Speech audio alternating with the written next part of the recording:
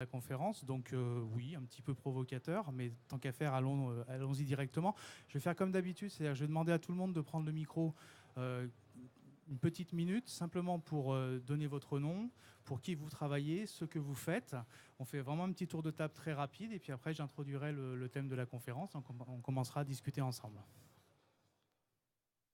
Bonjour, je suis Anne-Claire Dizarni-Gargas. Je suis la fondatrice de Vaponaut, société qui existe depuis 2013. Et je suis aussi en charge de la création des saveurs de Vaponaut. Bonjour, je suis Olivier Oberlechner, directeur marketing et commercial, et pas commercial, et communication de Gaia Trend. Bon, Gaia Trend, on existe depuis 2008. Et voilà, beaucoup de travail dont on va reparler. Bonjour, Marine Dupiol, la société VDLV. Je suis au service marketing depuis 4 ans sur le poste de responsable marketing. Bonjour à tous, donc Jean Moiroux, un des 2 fondateurs de la marque de e-liquide FU et également le président de la Fédération interprofessionnelle de la VAP, la FIVAP. Alors vous avez le droit de vous servir de plus d'un micro. Donc on va revenir tout de suite sur le titre. Moi, je me suis déjà fait brancher pour écrire des articles ou des choses comme ça sur le phénomène de marketing autour des liquides, les packaging qui sont parfois, alors on peut les juger attrayants pour les jeunes ou régressifs pour les adultes. Et puis surtout, on a les gens qui observent du coin de l'œil le marché de la vape et qui, à un moment donné, reprochent à la vape de vouloir séduire les jeunes. Alors, on va tout de suite commencer là-dessus. Est-ce que vos cibles de clientèle, quand vous travaillez les packaging et les designs, sont les jeunes? C'est une question très claire. Allez, je me lance. Chacun son tour. Allez. Je pense qu'on a tous les 4 des positionnements qui sont assez différents sur le marché. C'est un marché qui est en train de se structurer entre différents acteurs et on n'a pas tous les mêmes cibles. Nous, en l'occurrence, comme on fait du haut de gamme, de toute façon, il y a déjà un clivage tarifaire qui va faire qu'on adresse moins une population qui va être assez jeune. Ensuite, effectivement, dans les choix du design, le choix des couleurs, le choix des formes, il est tout à fait possible d'orienter. Donc après, on voit aussi beaucoup d'adultes qui s'intéressent à des packaging très colorés, voire un peu enfantins. Nous, personnellement, ce n'est pas notre cible. Après, c'est vrai que je regrette aussi de voir que beaucoup de nouvelles propositions vont essentiellement dans ce sens-là. Et c'est aussi un peu oublié que la majorité des gens à qui on s'adresse... Alors, bien sûr, il faut empêcher les jeunes... Enfin, il faut faire perdre de l'attrait de la cigarette aux jeunes. Donc, c'est jeunes, je parle bien sûr adultes et déjà fumeurs. Et il faut leur parler, c'est une cible évidemment, mais il ne faut pas oublier qu'on s'adresse surtout à des fumeurs repentis. Voilà, et effectivement, il faut être ludique, créatif, parce qu'on a cette possibilité de pouvoir aussi vraiment faire plaisir, parce qu'on s'adresse justement à ce côté-là, avec toute la diversité de produits. Après, je pense qu'il est possible d'avoir ce côté... plaisant et créatif sans être forcément dans le régressif, mais c'est mon point de vue. Alors parce que, en définitive, moi j'entendais au tout départ de la vape, ah mais il y a des arômes bonbons, ah il y a des arômes vanille, ça va attirer les jeunes. Donc comment on se dépatouille de tout ça? Parce que finalement le packaging c'est un intermédiaire entre le consommateur et le produit. Donc comment vous gérez ça chez vous? Alors, moi, je voulais juste revenir un peu sur le sujet, parce qu'effectivement, c'est sans parler de polémique, mais je pense que c'était pas un hasard. Je pense le choix des mots peut créer le débat. En gros, je pense qu'on n'est pas du tout, pour moi, sur des questions d'âge. On est vraiment sur des questions de rapport au tabac et au vapotage. Donc, je pense que pour résumer, alors pour compléter, je ne vais pas contredire du tout là, ce qui vient d'être dit sur la définition de la cible. Je pense qu'au final, on a quand même une cible large, assez commune. Après, il y a des sous-cibles, mais on est sur une cible de fumeurs et de vapoteurs adultes. Donc c'est pour ça que je ne rentre même pas dans les discussions jeunes, pas jeunes. On est plus en un rapport au tabac et au vapotage. Ça, c'est le premier point. Et après, pour ce qui est de la séduction, je pense que le terme est pas tout à fait bien choisi. En tout cas, il a été choisi pour créer la discussion. On est vraiment, surtout dans une phase d'apprentissage, de prise de température de ce qu'est le vapotage pour un fumeur qui est dans une démarche de vouloir arrêter. On est plus dans le registre de l'information qui va se transformer en conviction. Et après, ça va passer par des éléments de satisfaction, de réassurance, d'où des codes, on va revenir là-dessus peut-être, qui vont énormément rassurer sur le sérieux, la qualité, la sécurité. Mais c'est un ensemble de choses qui vont faire qu'au final, on est beaucoup plus à parler, à mon sens, de conviction, lorsqu'on parle surtout aux primo-vapoteurs, mais également quelque part auprès d'un vapoteur initié, voire expert. On a toujours besoin d'être rassuré sur ce qu'on vapote. Et après, je pense qu'il y a beaucoup plus de place, une fois qu'on est initié, à de la créativité, du talent, des saveurs subtiles, de la surprise. Voilà. Parce que le marketing parle quand même, parce qu'il y a séduire, peut-être c'est pas le bon mot, mais attirer, on va dire, les fumeurs vers la vape en général. Puis après, il ne faut pas se voiler la face, il y a de la concurrence entre les différents fabricants. Et comment on se positionne justement sur ce fil qui est effectivement rassuré, mais à un moment donné séduire. Venez à ma marque plutôt qu'à une autre. On reste de toute façon dans le business, pour être clair. Donc, comment ça se passe chez toi, Marine? Comment vous réfléchissez à vos packaging et au discours que vous tenez dessus? Déjà, je vous rejoins tous les deux sur cet aspect-là. Le terme séduire est un petit peu ambigu. Pardon. Le terme séduire est un petit peu ambigu. Il est vrai que chez VDLV, nous préférons séduire via les mots, via le discours, avec des éléments de réassurance. Vous le disiez ce matin à la conférence sur la professionnalisation des boutiques. Il est vrai que le vapoteur n'a pas de profil, il n'a en effet pas d'âge. Le sexe, alors oui et non, en effet, notre cible est principalement une cible masculine, mais c'est un petit peu monsieur et madame tout le monde également. Et en fait, nous cherchons, entre guillemets, à séduire le fumeur. Donc, avec ce genre de salon, il est vrai qu'on se rend compte qu'on a peut-être parfois perdu un petit peu notre cible des yeux. Notre cible, c'est le fumeur. Comment le capter aujourd'hui? Comment séduire le fumeur? Donc voilà, ça va être avec de la réassurance, des éléments techniques qu'on doit rendre pédagogiques, attrayants, sans tomber en effet, à mon sens, dans le régressif. Dans des codes du régressif en tout cas. Même si la vape permet, avec une marque de cigarette, on était tous cantonnés à une marque, une saveur, c'était très bien. Aujourd'hui, on a un monde qui s'ouvre à nous avec énormément de saveurs, des couleurs. La vape a besoin de glamour, a besoin de plein de choses, a besoin de réassurance, mais voilà, il y a en effet un équilibre à trouver entre ce côté assez fun et attrayant et le régressif. Comment tu travailles ça, toi, Jean, à ton niveau Parce qu'on parle souvent d'un des avantages de la vape, c'est qu'on peut arrêter de fumer dans le plaisir. Et le plaisir passe aussi par les produits que tu as entre les mains. Je pense que le plaisir est au centre de la démarche et c'est ça qui fait des produits du vapotage l'univers magique qu'il est aujourd'hui et qui fonctionne. Après, je rebondis évidemment sur le titre de la conférence. Séduire les jeunes pourrait laisser à penser qu'il y a un peu un noir dessein des fabricants qui chercheraient à entraîner les plus jeunes, comme l'ont fait les sociétés du tabac à l'époque, pour se créer des clients à vie. Nous, on arrive dans l'opposition là-dessus, avec le désir de séduire les fumeurs. C'est ça la question principale. Et quand il en arrive au marketing, je pense qu'il faut être assez ouvert, se donner un espace de liberté dans les limites des règles que l'on se fixe à l'échelle d'une entreprise. On peut s'offrir un espace de liberté plus ou moins grand.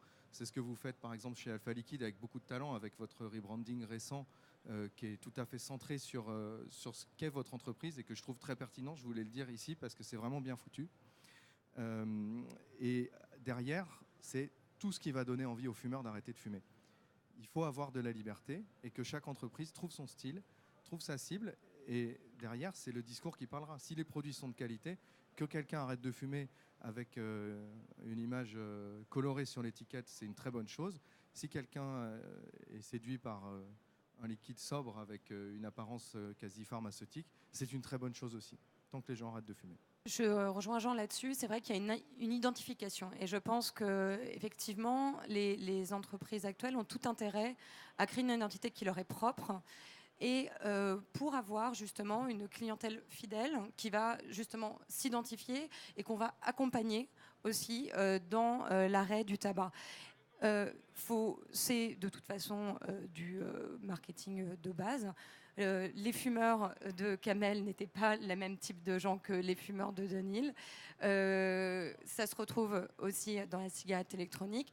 Après, c'est vrai on remarque quand même des tendances qui font des pics puisqu'ils s'essoufflent assez rapidement. Et la question à se poser, c'est est-ce que, effectivement, pourquoi la majorité de ces tendances sont-elles aussi régressives? Voilà. Et je me la pose toujours. Pour intervenir, mais pas forcément pour répondre à cette question qui est pas simple.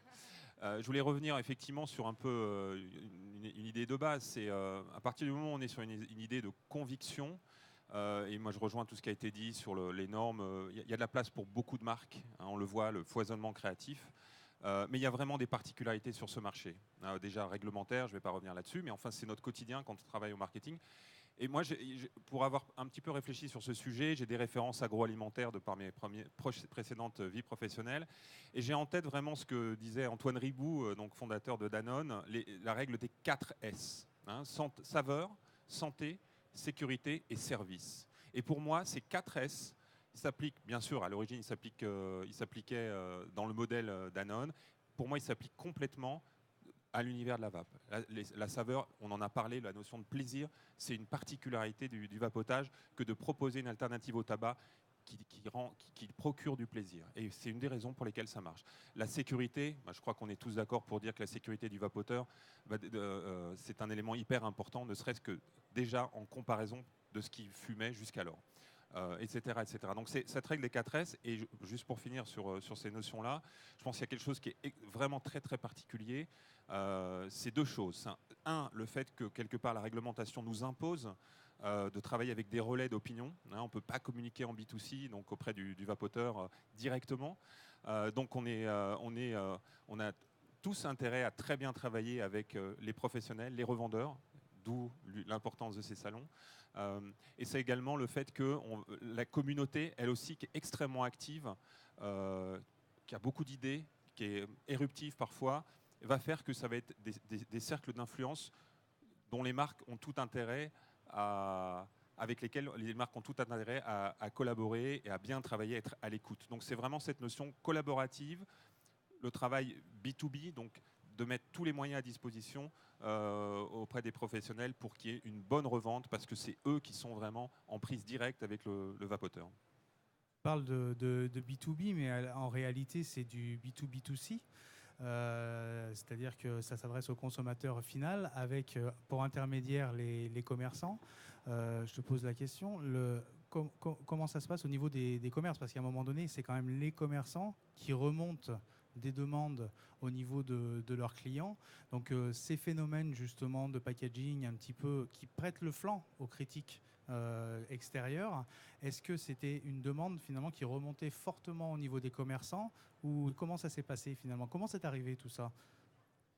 Alors en tout cas, nous, c'est vrai que nous avons un réseau de distribution, des partenaires. Nous sommes extrêmement proches de nos partenaires. On les rencontre également lors de ces moments privilégiés. Il y a en effet des retours du marché. J'ai vu quelque chose de sympa, on peut en discuter.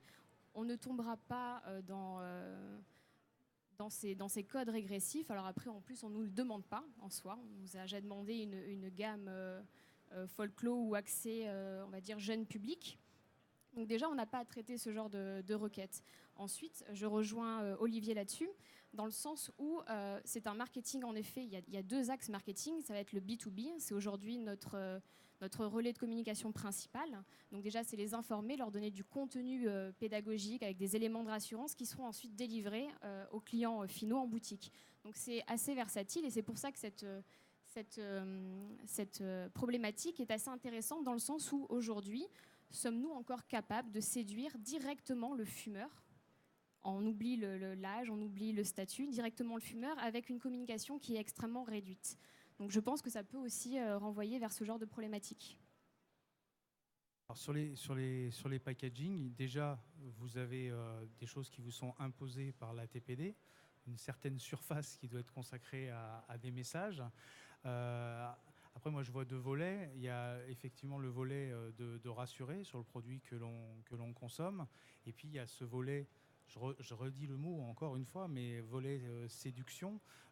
Comment vous équilibrez tout ça, quoi?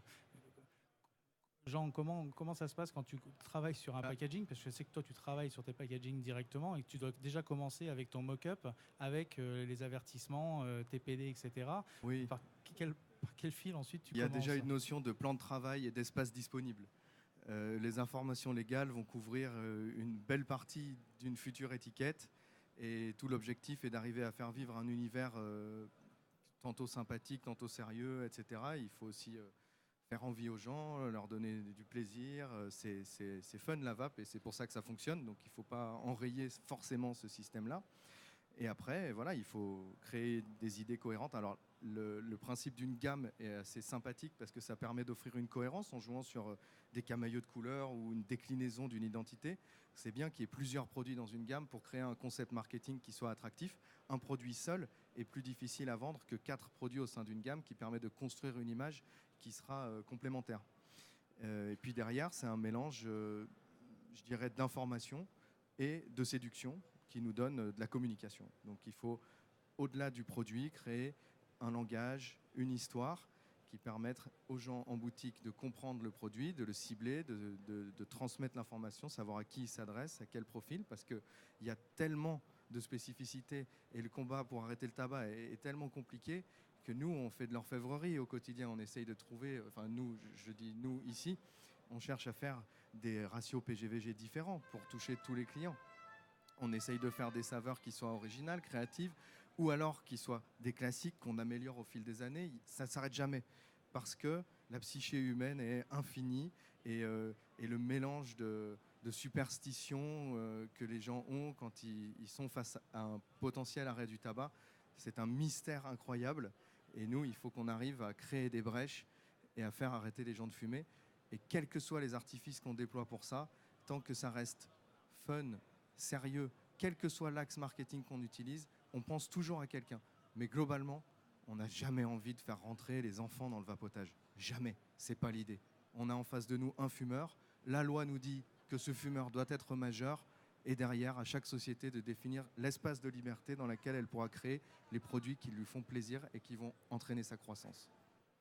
Alors on sent, moi je sens sur le salon là, depuis 2 jours un grand mouvement où tout le monde a l'air d'être d'accord entre les fabricants, les commerçants, les vapoteurs. C'est allez, on va tous se remonter les manches pour aller chercher les fumeurs. Je trouve ça, c'est vraiment très très fort depuis 2 jours là. Est-ce qu'il n'y a pas une différence justement de cible maintenant qui est beaucoup plus claire entre ces gens qui sont vapoteurs depuis 3, 4, 5, 6 ans, qui sont devenus des vapoteurs, vraiment, et les primos, les fumeurs? Est-ce que au niveau de votre marketing, vous travaillez avec justement cette dichotomie-là, c'est-à-dire de dire attention, on a peut-être finalement 2 cibles, et est-ce qu'on crée des gammes de produits en fonction de ces 2 cibles?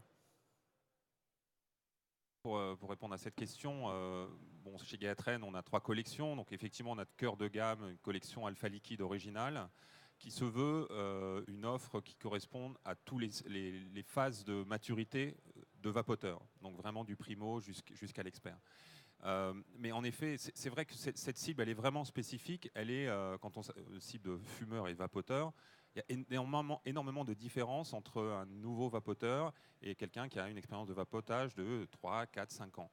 On va être beaucoup plus sur la recherche de plaisir, on en parlait tout à l'heure, la recherche de sensations un peu nouvelles pour prolonger un peu le plaisir, aller chercher des nouvelles sensations. Donc par rapport à ça, on a une gamme nous, qui est très large, on a une centaine de saveurs. On est une gamme généraliste, on est toujours avec un cœur de cible pour aller conquérir des nouveaux vapoteurs, mais c'est effectivement par des offres, donc avec notre Dark Story ou Alpha Siempre, qui vont être beaucoup plus complexes, plus dans la sensation, PGVG 50-50, des choses qui vont venir compléter l'offre, prolonger l'expérience, qui ne sont pas du tout en contradiction. Il y a certainement un marqueur, on a notre aromaticien Xavier Marzel qui travaille sur l'ensemble des gammes depuis le début, donc il y a certainement une cohérence dans tout ce qu'on fait, et c'est ce qui va faire qu'on fait en sorte d'avoir une offre très large de liquides, pour, au final, pour revenir sur la question centrale, c'est être en capacité d'accompagner les vapoteurs dans toutes leurs phases d'initiation jusqu'à une forme d'expertise. rejoins également là-dessus. Chez VDLV, nous avons la chance d'avoir un grand catalogue de marques qui permettent de couvrir les besoins d'un plus grand nombre. Nous gardons toujours en tête notre cible première qui est le fumeur, le débutant vapoteur également. On continue pour cela à développer toujours du tabac, des mentholés, des choses assez simples avec des taux de nicotine permettant l'arrêt du tabac également, parce que c'est vrai qu'il y a eu des tendances à baisser les taux de nicotine parce qu'en parallèle le matériel évolue également. Donc nous on continue en effet à notifier des produits en 16, parfois en 18 également, parce qu'il y a encore ce besoin pour le fumeur d'arrêter via la nicotine. Donc voilà, c'est quelque chose qu'on garde en tête. Ensuite, nous avons également des gammes plus récréatives, un peu plus sophistiquées, avec du DML vert pour des vapes plutôt plaisir, des instants, des moments. Donc on a essayé de couvrir un large spectre de vapoteurs, tout en gardant quand même en tête que le nerf de la guerre reste que le consommateur doit s'écarter de la cigarette classique. Quand on est au brief, je sais pas. Toi, au niveau de ta cible de clientèle, c'est aussi large que ça aussi.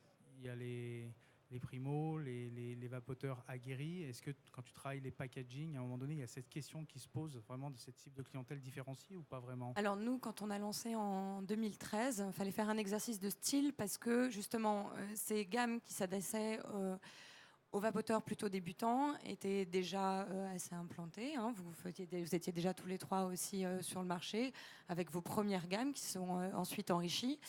Nous, en tant que consommateurs, avant de lancer notre propre marque, on a commencé très rapidement à commander aux États-Unis. Puis on s'est rendu compte aussi qu'on n'avait pas forcément le même palais, pas les mêmes attentes. Donc on a décidé de se lancer car on avait les compétences pour proposer justement des saveurs haut de gamme, et nous avons directement ciblé le vapoteur confirmé. Donc voilà, c'était un choix en termes de positionnement. Ensuite, nous avons au contraire fait l'inverse, c'est-à-dire que nous nous sommes fait me connaître grâce à ça. Et nous avons élargi pour justement aussi montrer que notre savoir-faire s'appliquait dans des gammes, on va dire, plus accessibles aux primo-accédants. Voilà. Après, nous, notre plus bas taux de VG, c'est 60. Donc c'est quand même un primo-accédant qui va avoir un matériel un peu costaud. Ce qui est en train, effectivement, de devenir aussi la norme. Aussi, Jean, tu as plusieurs gammes de liquides en fonction des profils. Alors, nous, on a peut-être 10 ou 12 gammes différentes si on considère les liquides et les concentrés. On a un rythme dans l'innovation et la sortie des produits qui a été très soutenu ces dernières années, qui nous rattrape un peu parfois, tant et si bien que j'ai parfois un soupir en regardant l'épaisseur du catalogue. Là, on a fait notre catalogue de 60 pages. Ça fait beaucoup de références et puis forcément, la croissance de l'entreprise, elle ne suit pas forcément la croissance du catalogue. Donc on a des parts de marché qui sont fragmentées sur beaucoup plus de références. Mais je pense que notre catalogue, il illustre bien toutes les tendances du marché. On essaye d'être présent sur tous les profils de vapoteurs. Du débutant, on a la chance de pouvoir s'asseoir sur une gamme en 60 PG qu'on a sortie en 2012 et qui nous donne une assise parce qu'on a des parts de marché qui sont solides, et comme tu faisais référence tout à l'heure aux marques de cigarettes auxquelles sont habitués les gens, pour les liquides c'est pareil, c'est aussi votre grande force chez Alpha Liquide, premier arrivé, premier service, et c'est le principe marketing et c'est très bien comme ça. Mais il y a quand même un effet de récurrence dans les achats, et les clients qu'on ne voit pas trop sur ce genre de salon et d'événements, c'est quand même des clients qui vont acheter 5 flacons de menthe fraîche ou de FRM pour le mois. Donc ça, nous, on a une chance d'avoir une petite partie de notre chiffre d'affaires qui est assurée par cette récurrence et qui nous donne plus de liberté pour travailler sur des gammes où là, on se laisse forcément un peu porter par notre instinct, nos envies, nos goûts personnels avec mon associé. Voilà, des fois, c'est maladroit, ça tombe à côté, mais ça rejoint un peu l'histoire. C'est rangé dans un coin du catalogue où on déréférence les produits. Puis des fois, on est très fiers et ça marche. Donc voilà, je faisais une aventure entrepreneuriale et le grand plaisir qu'on a, c'est d'être sur un marché où on est drivé par la concurrence et où, dans les limites d'une loi qui commence à nous encadrer, on a quand même un espace de liberté avec pour objectif de faire arrêter les gens de fumer, et en évitant quelques écueils, le mauvais goût et d'aller trop loin, ce qui en général ne marche pas très longtemps. On peut quand même avoir un métier qui est fantastique et on adore ça, quoi. Pas comment vous êtes organisé, vous avez des tailles d'entreprise qui sont évidemment différentes. Comment vous organisez en design, en marketing? Est-ce qu'à un moment donné, quand vous lancez un produit, est-ce qu'il y a une grille peut-être de choses interdites qu'on ne va pas s'autoriser pour justement pas prêter le flanc à la séduction, les enfants? Est-ce que je vais m'interdire de mettre je sais pas, des gâteaux, des bonbons? Est-ce qu'il y a comme ça des codes de conduite au niveau des bureaux de design qui soient intégrés, que vous le fassiez vous-même, des choses que vous interdisez vraiment, qui sont dans le brief, on va dire? Je pense que pour reprendre un peu notre mission, hein, en tant qu'Alpha Liquide, Gaatren, on est vraiment engagé pour une vape responsable et qui recherchons toujours les plus hauts standards de qualité et de sécurité pour les vapoteurs. Donc partant de là, on va avoir effectivement beaucoup d'exigences sur l'origine des matières premières. Il se trouve qu'on n'est pas mélangeur d'arômes, donc il y a un travail qui est fait au niveau du développement avec notre aromaticien, tout en amont. Il y a cette exigence depuis le début. Toujours rechercher les plus hauts niveaux de qualité et de sécurité, ça c'est très important d'un point de vue produit. Moi j'ai l'impression, juste sur ce point, il y a une offre qui est très large quand on cumule tout ce qu'on peut voir sur les salons ou même dans les boutiques de vape au quotidien. Donc il y a déjà énormément de créativité qui s'est exprimée, il s'en exprimera encore beaucoup, on est toujours dans l'amélioration permanente, il y a toujours besoin de nouveautés, on l'a vu, il y a une vraie demande du marché, même si on pourrait se dire que quand on en a 100, enfin plusieurs dizaines, parfois des centaines, certains faiseurs, il y a toujours un espace pour apporter de l'innovation, des nouvelles tendances, des nouvelles modes. Mais pour nous, hein, cette ligne directrice cardinale, c'est vraiment de se dire à chaque fois où sont les limites. Eh bien, c'est ce qui va être. On se limite par exemple à un taux de PGVG de 50-50 par défaut. Et on est aussi sur l'origine des arômes. La nature des ingrédients qui composent tous nos liquides, vraiment très stricte, qui va faire qu'il y a certaines saveurs qu'on ne va pas réussir à restituer avec nos standards de qualité. On n'y va pas. On ne va pas chercher toutes les opportunités du marché, des tendances. C'est un point d'exigence. La question, juste pour recadrer un tout petit peu la question, c'est est-ce que je m'autorise à mettre une fraise, une part de gâteau, quelque chose qui donne envie vraiment, ou est-ce que je me pose un certain nombre de limites quand même dans la réalisation de mon packaging? Alors nous avions eu certains écueils à l'époque, donc ça remonte déjà à un certain temps, des écueils avec la DGCCRF qui, à l'époque, le service marketing n'était qu'à ses prémices. Nous avions des étiquettes plutôt simplistes avec une représentation de fruits absolument pas gourmande. En soi, c'était une poire pour une poire, somme toute très classique. Et nous avons été taxés du coup de donner envie aux jeunes. Donc à ce moment-là, on est un petit peu tombé des nues parce que moi personnellement sur ma javel, j'ai également un gros citron. Voilà, donc, et ça ne gêne pour le coup personne. Donc du coup sur une fiole de 10 ml, une poire là comme ça posée, donner envie aux jeunes. Donc on a dû revoir intégralement notre charte de communication, notre étiquetage pour rendre le fruit suggéré et non pas visible clairement. Donc déjà on a eu ces écueils. Donc en effet maintenant on ne mettra plus de poire sur une poire, c'est très clair. Ensuite, on s'autorise pas forcément beaucoup d'excentricité, peut-être à tort, mais je pense que d'autres marques peuvent jouer le fun et le feront certainement mieux que nous. On avait fait une publication, enfin des PLV pour nos partenaires, où on avait pris le contre-pied justement de cette image un petit peu très laboratoire que peut avoir parfois VDLV, où on avait mis en scène une très vieille dame avec marqué donc qu'on aurait pu en effet faire une pub sexy, mais qu'on a préféré se l'éviter. Et ensuite, du coup, on déroulait notre gage de qualité. Donc je pense qu'en effet, on l'a dit tout à l'heure, il y a de la place pour tout le monde. Nous, ce n'est pas forcément notre credo. D'autres le feront beaucoup mieux que nous. On reste sur cette position-là. On a essayé du coup d'étoffer nos gammes avec des choses un peu plus ludiques, un peu plus colorées, sans tomber en effet dans ce qu'on disait, dans la représentation de fruits ou des choses qu'on juge à notre sens un peu trop régressifs. Pour intervenir sur la partie packaging, je crois que quelque part cette question a été résolue il y a un peu plus d'un an maintenant avec la réglementation. Je crois qu'on est tous soumis à une certaine obligation de ne plus avoir des représentations figuratives de fruits ou autres qui pourraient être associées aux recettes. Maintenant, je pense que on a d'autres canaux de communication. On parle beaucoup packaging, c'est essentiel parce qu'on le prend en main. C'est le premier point de contact qu'on peut avoir en tant que vapoteur avec le produit avant d'ouvrir, lorsqu'il s'agit d'un étui ou bref directement d'un flacon. Mais bon, après on a heureusement des possibilités d'avoir des moyens de communication, que ce soit digitaux, que ce soit surtout en boutique, où là, on peut exprimer justement la personnalité de la marque, un univers émotionnel d'une gamme ou d'une nouvelle saveur. On va être dans la pédagogie. On a sorti au niveau Gaia Trend un livret de la vape qu'on est en train de mettre en place dans les boutiques, qui là ne sont pas du tout des discours produits, mais vraiment de repartir de la base pour expliquer, pour aider, donner des éléments, quelques outils pour découvrir cet univers et mieux le comprendre. Parce que c'est vrai que c'est pas un univers, du coup, c'est peut-être un univers qui est un peu plus difficile à comprendre quand on arrive aujourd'hui qu'il y a quelques années où on pouvait tout exprimer. Mais est-ce que justement, à un moment donné, c'est cette interdiction de mettre une poire sur un liquide poire, qui est finalement quelque chose de très basique, est-ce qu'on n'en arrive pas à, je dirais, emmener les fabricants à trouver d'autres solutions pour faire parler le produit, qui sont finalement ridicules, et les emmener sur des univers qui n'ont même pas lieu d'être, parce que finalement, mettre une poire sur un liquide poire, quoi de plus naturel? Alors, je suis tout à fait d'accord. Je vois pas en quoi. Surtout chez VDLV. Je vois pas en quoi une poire pose problème quand on peut mettre une licorne multicolore avec des petites paillettes. Ça, c'est sûr. Donc, il y a une grande hypocrisie. On sait qu'il y a aussi une véritable incompréhension de certaines institutions du fonctionnement du marché, et une incompréhension et une défiance vis-à-vis aussi du produit.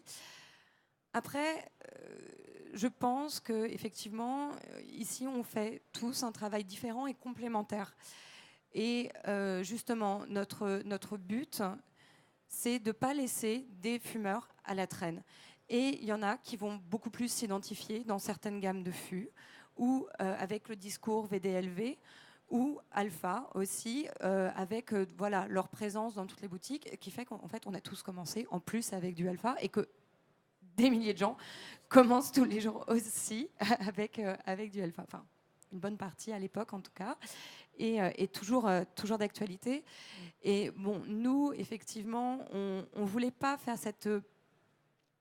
Au début, on a eu, et on l'a toujours, on a un positionnement extrêmement sécuritaire, safe. On propose voilà, des produits qui s'adressent à une population qui a un désir, que ce soit en termes de profil de saveur ou de packaging un peu plus voilà, mature et haut de gamme. Les étiquettes sont très belles, Anne-Claire. C'est parmi les plus belles du marché. Celle qu'il y a là, superbe. Oui, mais c'est pas forcément les plus fun. Je suis dans la cible, c'est pour ça. Elles me séduisent. Bon, merci beaucoup. Il nous reste 10 minutes. Est-ce qu'il y a des questions sur tous ces sujets? Vous allez être obligé de parler encore. Hein. On peut, hein. Alors, bah, vas-y, parle alors. Qu'est-ce que tu veux raconter? Y a-t-il des questions? C'est clair pour tout le monde? Donc on est, alors pour résumer clairement, vous ne cherchez pas à séduire les jeunes, puisque c'était le titre. On a compris qu'on cherchait à séduire les fumeurs avant tout. On cherche à séduire les fumeurs. Ils sont tous différents. On a des sociétés Exactement. complémentaires avec des offres différentes et ont des positionnements différents, avec une attention particulière pour la qualité. Ça aussi, c'est la spécificité des entreprises françaises quand même. Je crois qu'on a on porte une attention assez plus importante que dans d'autres pays, en tout cas qu'on a pu voir dans les salons, parce qu'on se balade pas mal à la qualité. Et puis, je crois qu'il y a une French Touch aussi dans le e-liquide qui est pas ridicule, et c'est pour ça que ça s'exporte bien quand même. On commence à exporter un peu. Je pense qu'on a compris en France que notre force était dans la différenciation et pas dans effectivement dans l'alignement avec uniquement à certaines tendances. Mais tes produits, ils sont quand même, c'est un peu les héritiers d'une, je sais pas, d'un savoir-vivre, un savoir-faire français. Oui, mais c'est différenciant par rapport à d'autres produits ouais. de la vape. Ouais. On a une carte à jouer quand même, quoi. Ou le savoir-faire industriel français, on voit bien quand on voit des manufactures dans certains pays, ils n'arrivent pas à la cheville de l'excellence industrielle que vous avez. Non, mais je veux dire, la France, l'Italie, c'est des pays où on sait fabriquer des machines, où on sait comment organiser une entreprise industrielle. Il y a quand même une pluralité de savoir-faire qui se conjugue et qui crée ça. Et on est dans le plus beau salon de la vape du monde, dans le plus bel endroit pour accueillir un salon de la vape. Moi, je suis très fier. Hein. Que je voulais dire en Il faut s'envoyer des fleurs un peu. Non, mais merci beaucoup. Je pense que ce que j'entends, ça va vraiment dans le bon sens, qui est de crédibiliser encore davantage et on est en bonne voie, on a une bonne direction, mais crédibiliser la filière vape. Hein, je pense que ça fait partie de tes combats aussi au quotidien, Sébastien, parce que ça marche, on l'a tous dit, chacun l'a vécu à sa façon, et quelque part, que chacun à sa façon, avec les codes de son entreprise et ses valeurs, s'engage dans une direction d'une forme de responsabilité, d'accompagnement, d'une professionnalisation de la filière, ça va être un bénéfice pour tous.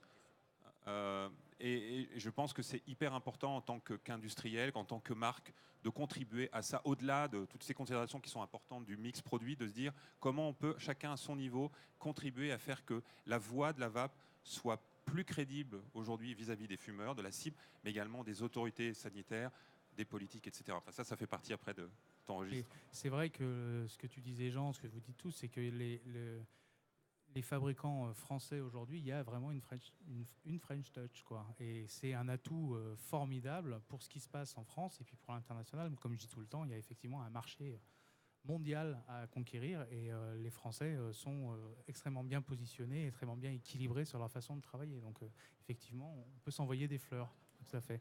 Alors, on a une question. Monsieur ?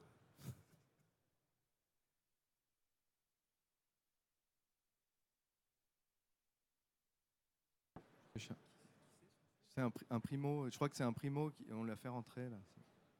Monsieur Merci. fume encore ? Il veut quelques conseils ?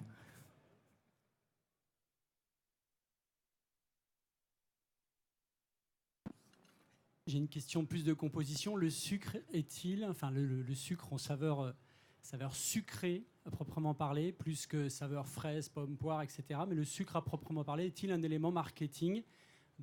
Et quelle est la position du sucre ? On sait très bien qu'on peut séduire avec ça. Ça rappelle les codes de la confiserie, ça rappelle pas mal de codes. Est-ce que c'est un élément que les entreprises ont décidé de saisir à bras ouverts et d'augmenter ? Il y a quand même eu les questions classiques. Vous faites goût pizza ou je crois que tout le monde est curieux de savoir si des liquides qui rappellent des saveurs salées ont leur place. Et on a tous dû tourner autour de la question en se disant est-ce que ça va le faire ? Et quand même, au bout de quelques années, en général, ça le fait pas. C'est pas très bon et ça conviendrait à peu de personnes si ça sortait, un goût poulet, un goût pizza. Donc oui, dans la vape, en dehors des saveurs tabac et menthe, on est classique et menthe, on est toujours sur des spécialités sucrées, de la confiserie, de la pâtisserie, etc. Mais c'est probablement parce que ça passe bien. Et puis peut-être les gens mangent moins de bonbons aussi, je sais pas. Alors moi j'ai été surprise parce qu'on m'a demandé beaucoup de fruité en fait aussi tout simplement cette année et je pense que l'ajout de sucrants qui vont en fait complètement un peu masquer les saveurs, les gens commencent aussi à s'en lasser et nous on n'en utilise pas. Et justement, depuis le début, ça a été aussi un argument de vente et de différenciation en tant que plus petite marque. T'as pas vraiment le choix là-dessus, quand même. Parce que regarde, tu veux faire un goût Mojito. Mojito. Okay. T'as pas les bulles. T'as pas la température. Il est chaud ton Mojito. T'as pas trop l'acidité ou un peu. Il te reste pas grand-chose quand même pour jouer sur les saveurs. Je vais peut-être pas faire un goût Mojito. Non, mais je dis pas toi, mais je dis les goûts Mojito sur le marché ne mettent personne d'accord. Les clients disent toujours, premièrement, mon Mojito est meilleur. Tout le monde pense qu'il fait le meilleur Mojito du monde, mais je parle du vrai. Hein. Et deuxièmement, il y a trop de menthe, il y a trop de citron, c'est trop sucré ou pas assez. On ne joue pas avec des paramètres qui sont ceux de la nourriture en général. Donc c'est vrai que le sucre, c'est un des ressorts gustatifs sur lesquels on peut jouer et c'est un des rares au final, en dehors des goûts à part entière. C'est bien, la question est bien. Qu'est-ce qu'on doit en faire ? Faut pas trop en mettre, faut-il en mettre ? C'est aussi une opportunité pour le consommateur d'avoir accès à des saveurs auxquelles il n'aurait probablement pas pensé. Donc oui, nous, il peut nous arriver de faire des arômes plutôt gourmands avec des arômes un peu fun, ayant en effet le goût d'un bonbon. Il n'y a pas forcément de honte à avoir dès lors où la composition tend vers une exigence de composition, justement. Je note aussi et en plus via ce salon, qui a un retour important sur les monoarômes. Vincent n'a jamais eu autant la cote sur notre stand. C'est vrai qu'il y avait la part belle, par exemple, à des saveurs de notre marque Circus, un peu plus complexe, un peu plus gourmande. Et aujourd'hui, oui, certains recherchent de nouveau une poire qui est juste une poire, pas une poire sur un lit de crème. Donc c'est aussi une tendance à prendre en compte et peut-être en effet repartir sur des développements somme toute plus basiques mais très efficaces. Je voulais dire, en complétant le sujet qui est hyper important du sucre, c'est effectivement c'est un vrai challenge d'un point de vue développement aromatique, parce que c'est par les arômes qu'on peut effectivement restituer ce sucre. C'est-à-dire qu'on ne peut pas avoir de l'ajout de sucre dans les... comme chacun sait, mais je pense que c'est important parce que la notion du sucre, surtout si on s'adresse justement à des fumeurs, il faut savoir que le diabète, je ne vous l'apprends pas, c'est un sujet de santé majeur, un problème de santé majeur. Par rapport à ça, c'est un vrai enjeu au niveau aromatique d'arriver à restituer une forme de rondeur, de fruité, perception sucrée, mais sans ajout de sucre. Et voilà, ça c'est aussi un enjeu de développement dont on a parlé, et c'est aussi pour ce qui nous concerne, la ligne blanche ou jaune au-delà duquel on ne veut pas aller. C'est-à-dire si on se dit, pour celui-là, ce serait vraiment bien de rajouter cette note sucrée, on n'y va pas. Bien, je vous remercie tous les quatre. Ce qu'on a compris, c'est que vous étiez vraiment responsables dans vos démarches. Et on vous remercie. Merci d'avoir participé à cette table ronde. Et on va enchaîner tout de suite sur la seconde